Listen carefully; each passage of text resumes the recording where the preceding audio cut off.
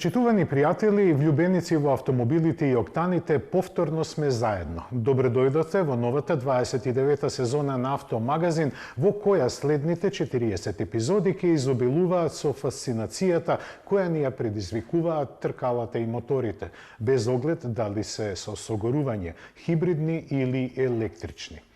Летото беше жешко, а новините го направија врело. Затоа, без многу двоумења, се вклучуваме веднаш во брзата лента.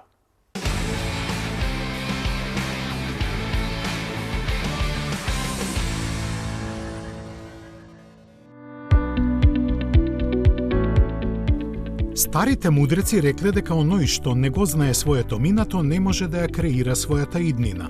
Тоа во Рено очигледно многу добро го имаат сватено, бидејќи после веќе реинкарнираниот Рено 5 и очекуваната легендарна четворка ни приредија изненадување во вид на рест мод на Рено 17. Засега само како дизајнерска провокација за која го ангажира култниот дизајнер Ора Ито, но не би се изненадиле ако еден убав ден во иднина видиме нешто сериско што ќе наликува на ова.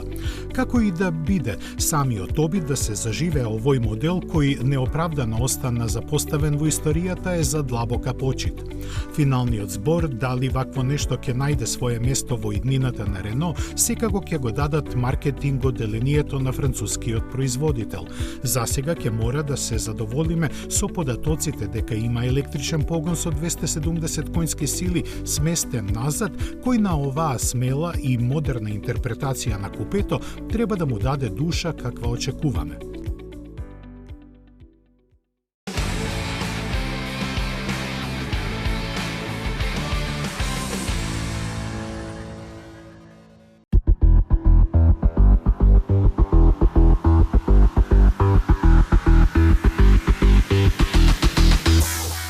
Фасцинантниот концепт на Hyundai со ознака N-Vision 74 представен во средината на 2022-та конечно се најде на списокот автомобили кои ќе влезат во сериско производство. Точно кога не е познато, се знае само дека тоа ќе биде до 2030 година. Имено како што беше објавено на денот на инвеститорите, овој модел ќе биде меѓу планираните 21 електрично возило кое компанијата ќе ги лансира до крајот на деценијата како дел од планот дотогаш да ја зголеми својата глобална продажба за 30%. Секако, овој представителен спортист нема да прави големи бројки, но ќе влијае на имиџот на марката и ќе ги покаже нејзините способности да креира високо перформансни автомобили. Никакви технички детали не се соопштени, така што останува да се шпекулира дека како концептот ќе има водороден погон со 670 конски сили.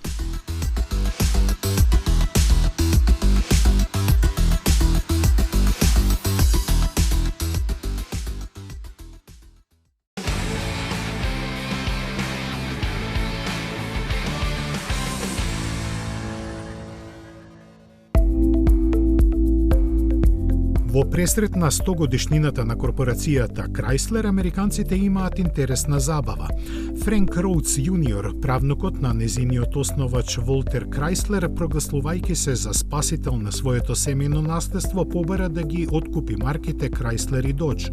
Разочаран зошто Stellantis не им придава еднакво значење како и на останатите марки од своето портфолио, тој ги повика инвеститорите и работниците да му се придружат, бидејќи според него во опасност е доведена американската автомобилска индустрија. Во писмото од 17 страници испратено до Карлос Таварес и директорката на Chrysler Кристин Фјуел, во кое критикува за ситуацијата во која денес се наоѓа групата, тој не споменува конкретна сума, но како мал производител на мебел, пари за тоа сигурно нема. Сосема јасно, од страна на Stellantis беше одбиен со кратко соопштение.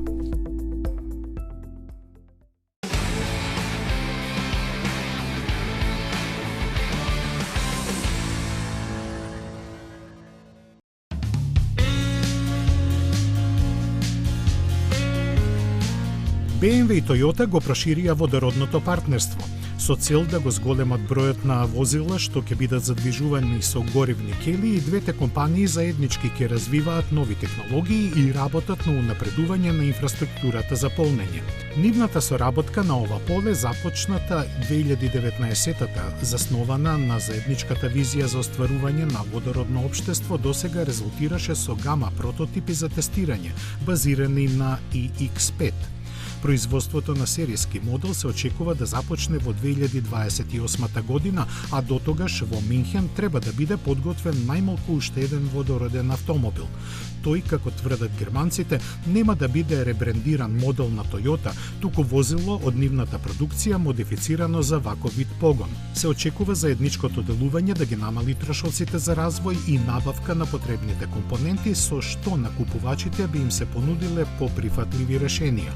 Освен цената на возилата и практично непостоечката инфраструктура за полнење водород, сериозен проблем засега е и малата трајност на системот на горивните келии.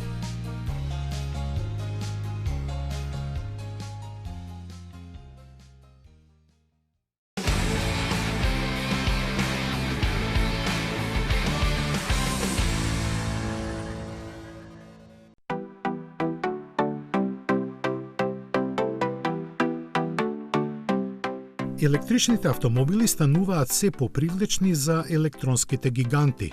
После Huawei, Xiaomi и Sony, сега и Sharp зачекори на овој терен. Но за разлика од другите, тој избра сегмент кој е во изумирање и во соработка со тајванскиот Foxconn го подготви концептот со криптична ознака LDK+.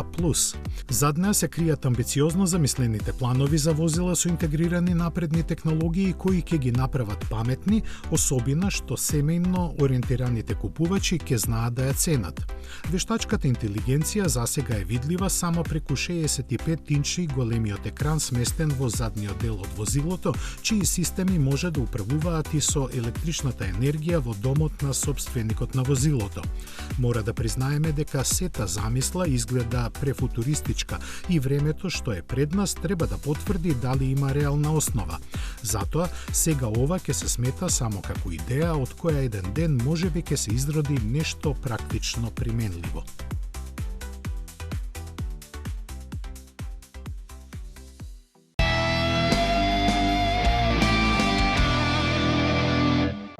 Кога ќе ве привлече нешто, а не знаете зошто. Во тој момент како некој да зборува со тебе. Запознај го новиот 408, со дизајн кој завидува повеќе отколку што очите можат да восприемат. Алюр и страст од секој агол.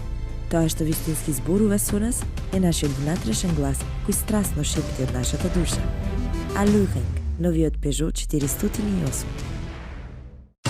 Новиот Макан. Една нова енергија. Реагираат сите сетила. Моќта те обзема. Тој е смел, динамичен и целосно електричен. Новиот Porsche Macan. Porsche Македонија. 15 години вие одбирате, ние купуваме за 24 часа. 15 години над 10.000 клиенти. 15 години општествено одговорна компанија. 15 години доверба. 15 години лидери на пазарот. Финансираме патнички возила, комерцијални возила, камиони, пловни објекти, опрема и машини за вашиот бизнис. Метрополис, број 1 радиомрежа.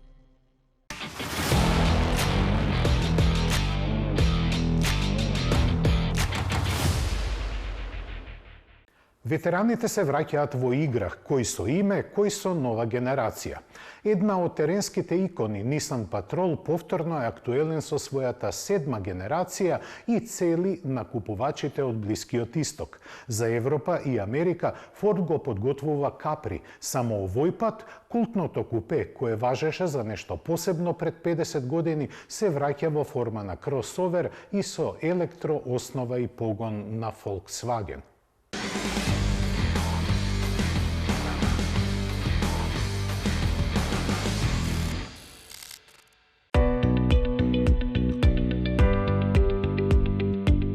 Nissan ја представи седмата генерација на легендарниот Патрол и неговиот американски близнак Армада.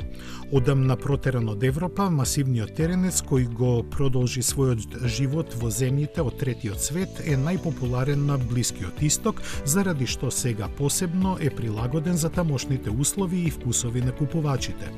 Тоа значи дека механиката и понатаму е цврста, практично неуништлива и способна да се справи со сите можни предизвици.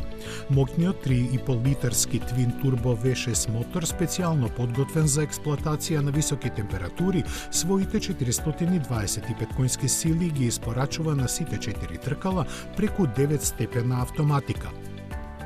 За некој интересна понуда ќе биде и атмосферскиот 3,8 литарски агрегат со 316 коњи. V8 единицата е исфрлена од понудата, а дизелите одамна ги нема. Прилагодливото воздушно ослонување ги подобрува перформансите и комфорот, а Nissan се фали и со иновативните технологии. Како што може да се очекува за еден ваков теренец, дизајнот е одважен и во духот на своето наследство зрачи со непокорена моќ. Цените не се објавени, но со оглед кој ќе ги купува, тоа воопшто и не е битно.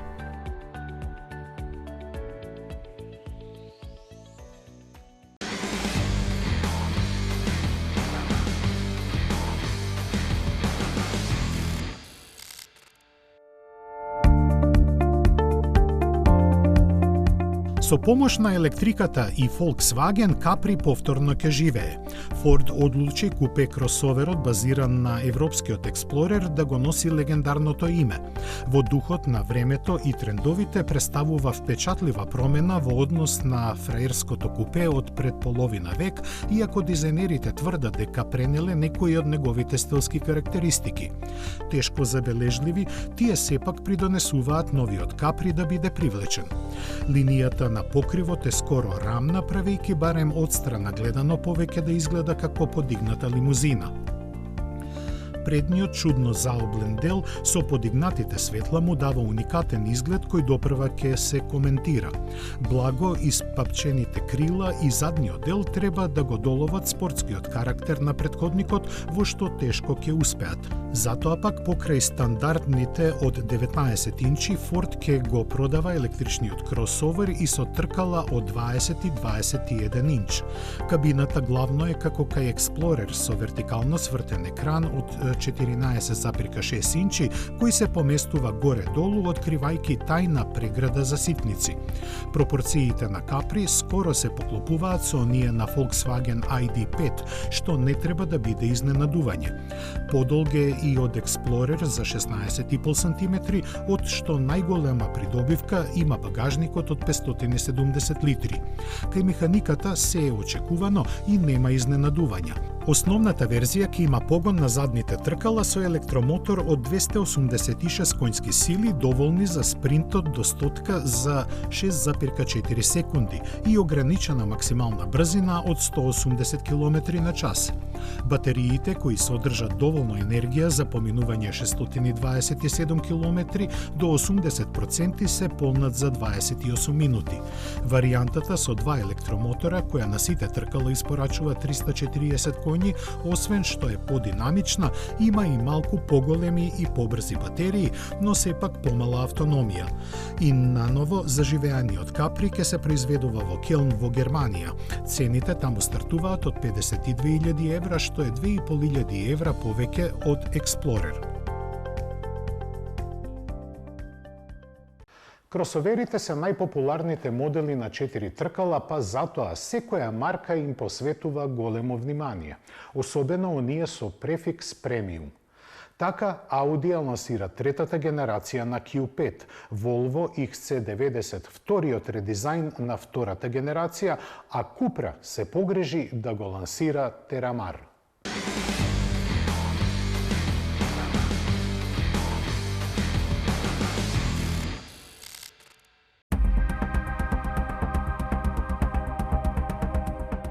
Audi откри третата генерација на Q5 кој и досега важеше за нивни најдобар кросовер модел.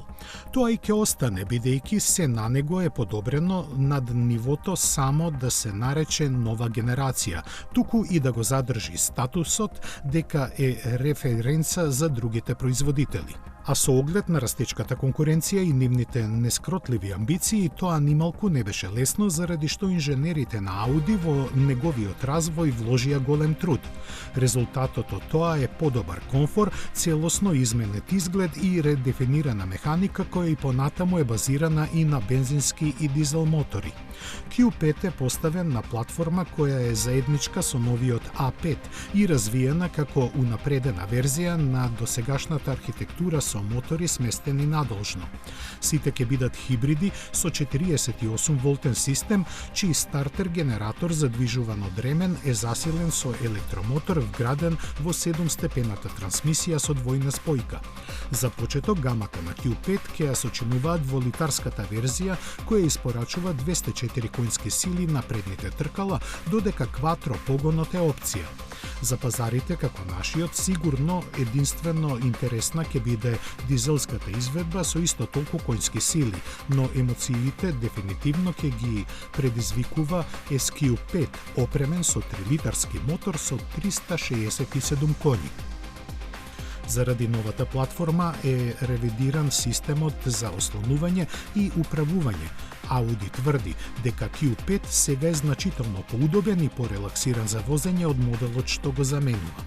Тоа го подкрепува со стандардната адаптивна амортизација и широкиот спектар системи за помош на возачот. Внатрешноста е потполно нова и представува патоказ кон тоа како ќе изгледаат сите наредни вакви модели на Audi. Закривениот екран содржи 11,9 инчна дигитална инструментабла и 14,5 инчен инфозабавен систем, додека за возачот е наменет 10,9 инчен дисплеј. Обрачот на управувачот засега од долната страна нема физички контроли на себе, се подесува преку екраните. Просторноста на кабината е зголемена, задните седишта имаат доста подесувања, а багажникот може да нарасне на 1473 литри. Дизајнерските детали беа голем предизвик за да се ускладат сите облици со новите технички решенија и посакуваната аеродинамика, заради што Q5 изгледа помал отколку што е. Меѓу истакнатите детали се и дигиталните OLED задни светла кои со прилагодена графика ги предупредуваат другите учесници во сообраќајот за несреќа или дефект. Напред главните светла стандардно се матрикс, а дневните имаат дури 8 прилагодливи светлосни облици. Новиот Audi Q5 низ Европа ќе се појави во продажба во првиот квартал во 2025 година. Цената во Германија е поставена од 52.300 евра за најефтината изведба до 82.900 евра за SQ5.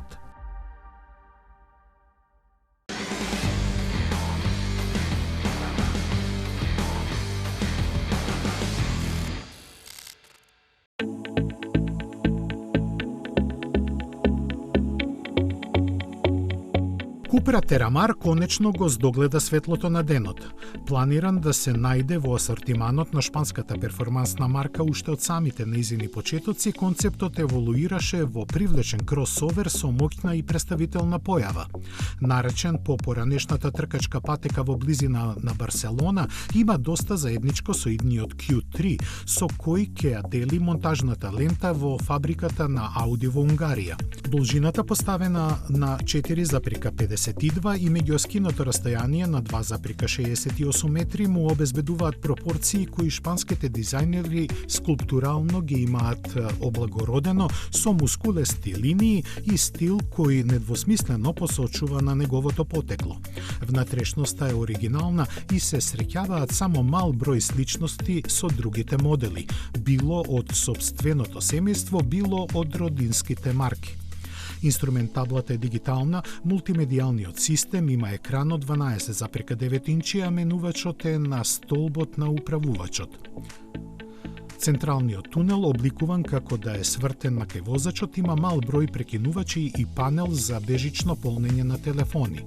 Предните седишта се со интегрирани наслони за глава, а задната клупа се поместува со што багажникот од 540 ќе порасне на 630 литри.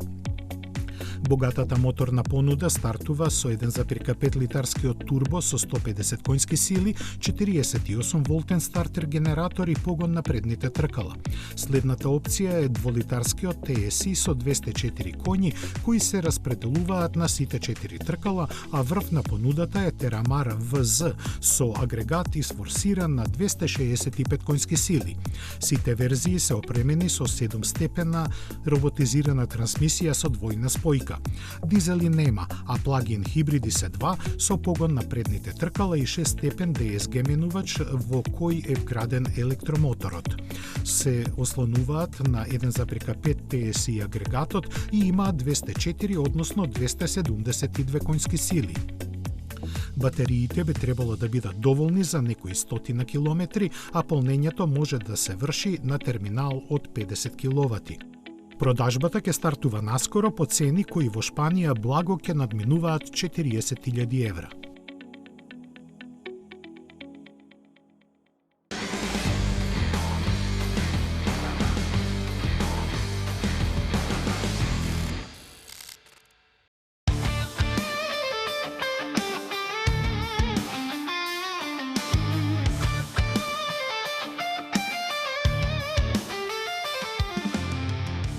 Иако е добри 9 години на пазарот, не се предава. Истовремено, кога објави дека ги преиспитува своите планови до 2030-та да произведува само електрични возила, Volvo го обнови XC90. Тоа, впрочем, можеше и да се очекува, бидејќи неговата прва генерација се продаваше цели 13 години. Дополнителна причина се рекордните скоро 110.000 купувачи широм светот кои се определија за него минатата година. Затоа и водејќи се со паролата дека тимот што победува не се менува, швеѓаните на XC90 му дадоа нова доза живот.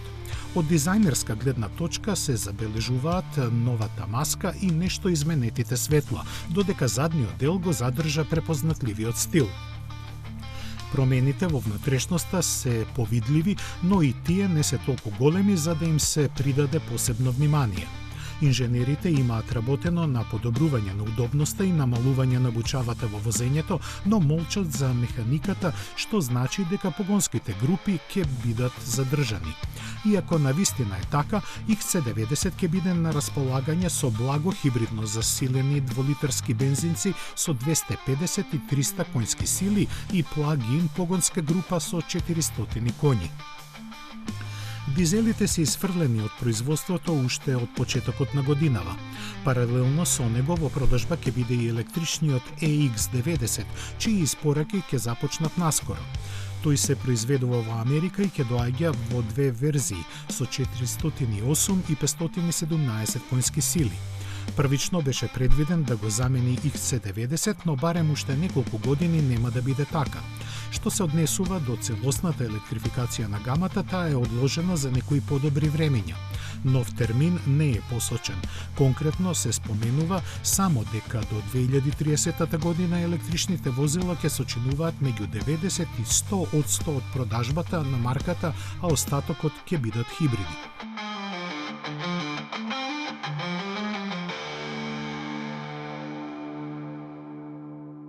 Луксузните и ултраспортските автомобили секогаш биле предмет на фасцинација.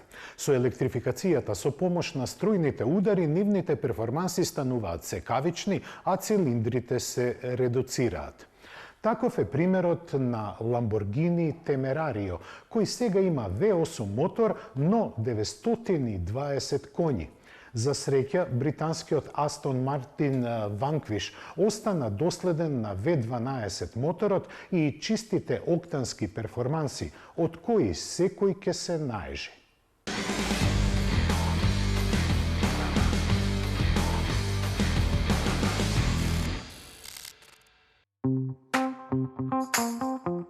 Астон Мартин со гордост го најави враќањето на својата најлегендарна ознака Vanquish, која во минатото беше резервирана само за најдоброто од компанијата. Така и сега, третата генерација на Vanquish е техничко ремек дело на кое му доликува да биде вистински лидер во гамата, барем оној нетркачкиот нејзин дел. Со Vanquish британските инженери уште еднаш ги потврдија своите исклучителни способности, проширувајќи ја во величествен стил династијата на марката и подигнувајќи ја на ново ниво. 5,2 литарскиот твин турбо V12 мотор располага со монументални 835 конски сили и 1000 ньютон метри, со кои Vanquish постигнува нескротливи перформанси изразени со забрзување до 100 км на час за 3,2 секунди. Максималните 345 пак го прават најбрзиот сериски Астон Мартин досега. Шасијата внимателно е подготвена да поддржи таква динамика, обезбедувајќи единствена комбинација на карактерот на автомобилот и комфорот во возењето што се очекува од него. Диференцијалот електронски го ограничува пролизгувањето и како дел од системот за стабилизирање значително ги подобрува способностите. За безбедноста се грижат карбон керамичките дискови со диаметар од 410 мм напред и 360 назад, скриени за 21-инчните тркала. Интериерот поставува нови стандарди на модерниот луксус, со кој оваа икона ќе завладее во ексклузивниот свет. Прецизноста на изработката е на благородничко ниво, како што доликува на еден автомобил наменет двајцата патници целосно да уживаат во возењето. Кокпитот комплетно е дигитализиран, а Bowers & Wilkins аудиосистемот е најдоброто што може да се вгради. Производството ќе биде ограничено на помалку од 1000 примероци годишно, а првите испораки по цена која се очекува да изнесува околу 300.000 фунти ќе бидат пред крајот на годинава.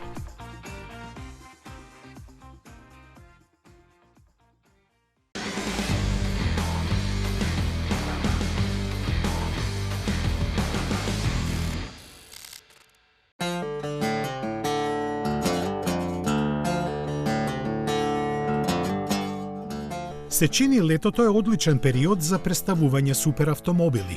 Главниот настан годинава го приреди Lamborghini, кој го испрати во пензија успешниот Huracan заедно со неговиот атмосферски V10 мотор. Место него на сцената стапи плагин хибридниот Temerario, чиј V8 агрегат се врти до 10.000 пати во минута. Опремен со 2 турбокомпресора и 3 електромотори, способен е да испорача вкупна системска сила од 920 коњи, распределени на сите 4 тркала.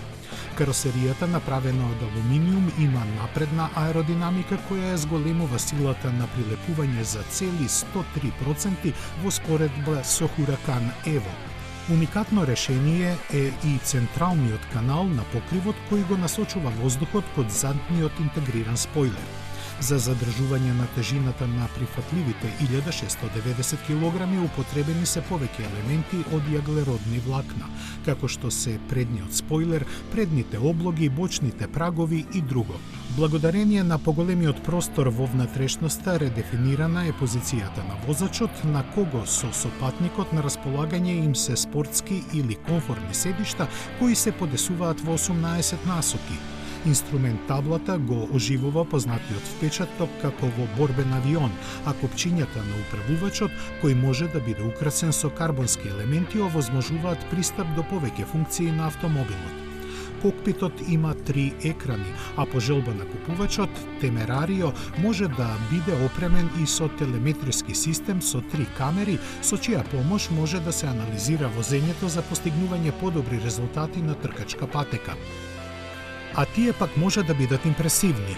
Од Санта Гата Болонјезе тврдат дека Temerario до 100 км на час ке стигне за 2,7 секунди, до 200 за 7,3 и до максимални 340 км на час.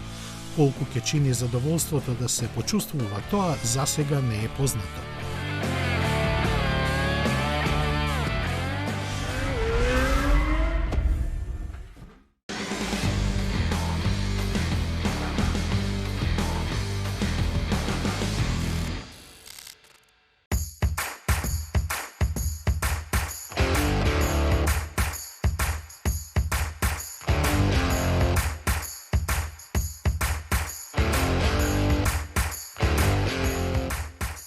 Нарекувајќи го нова генерација, големиот Bentley Flying Spar задржа доста од изгледот на досегашниот модел.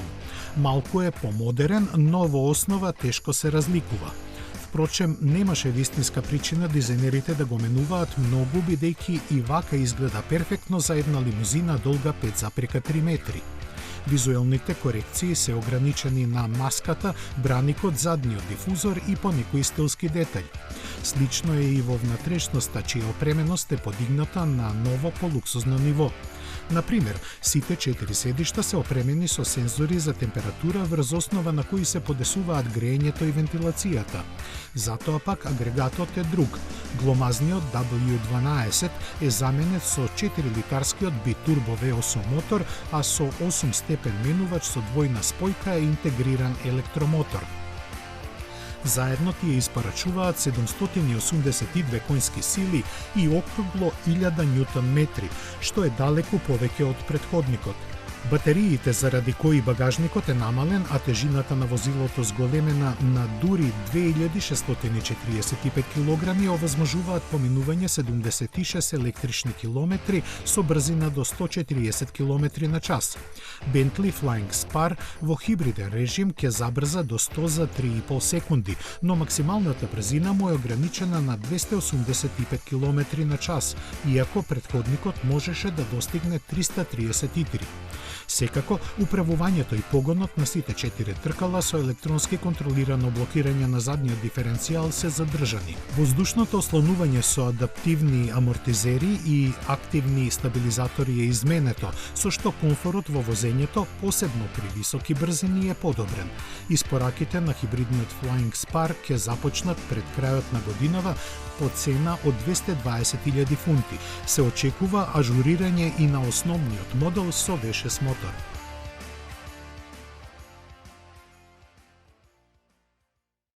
Летечката мамуза, како што во буквален превод значи Flying Spar, е наменета на богатите кои повеќе ја сакаат девизата "Гледајте ме, чудете се", отколку што се пасионирани почитувачи на неговите 782 коњи и 1000 ньютон метри вртежен момент. Ама тоа е името на играта каде парите не се пресудни, а суетата зазема космички пропорции. Поздрав до следната сабота.